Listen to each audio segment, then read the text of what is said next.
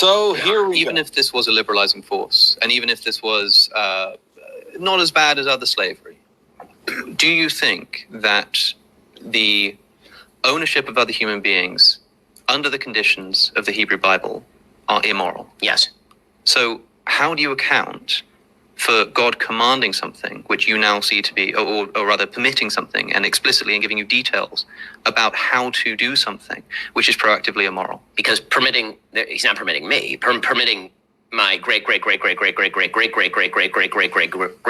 do something immoral. To do something Immoral. That in the time was not considered immoral. It wasn't considered immoral, right. But was it immoral? By today's standards that were developed by the Judeo-Christian tradition, sure. By today's standards developed under the Judeo-Christian tradition, immoral. Which, by the way, you're living off the. You're again, not to get back to the Tom Holland argument. You're living off the remains of this. I mean, where's your morality coming from? But who's the moral relativist now? I mean, it seems that a moment ago you say that the great success of religion is providing a sort of untouchable moral basis that sort of transcends human affairs and human debates. And now when I say, well, look at this, open your own religious scripture and look at this blatant immorality, you say, yeah, but well, that was considered to be fine at the time. It's considered to be bad now by the progress of Judeo-Christian. There's a question. Who's the moral relativist here? Well, it's not relativistic to say that a thing that is wrong today is considered wrong today because of a tradition that developed over time. The question I'm asking is not, was it considered right or wrong at the time of biblical slavery? It was wrong. Was it wrong? It was wrong then to hold a slave. Yes, it was wrong then to hold a slave, obviously.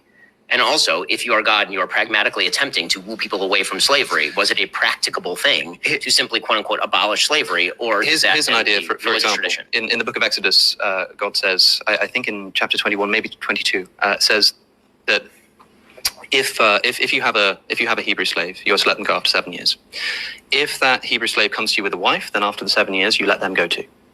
If you give the Hebrew slave a wife and they have children, then after those 7 years are up, you give the man a choice. He can go after the 7 years, as per, but you keep his children and his wife.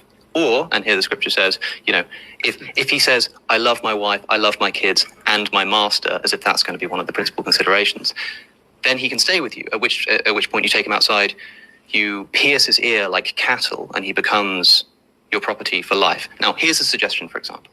If it was already established that Hebrew slaves go after 7 years, and it's already established that if they come with a wife, they can go after 7 years, then if I give them a wife and they have children, would it not be, it doesn't seem to me particularly revolutionary. It doesn't seem to me the kind of thing that would have caused such social discohesion that God just couldn't have found a way to do it, to say, well, why not let the whole family go free after those 7 years? With the knowledge beforehand that if you give this Hebrew slave of yours a wife and children, they'll get to leave with them. That seems to me, for example, a minor improvement that would not cause this kind of revolutionary earth-shifting, he couldn't have just gotten away with slavery. Maybe that's true.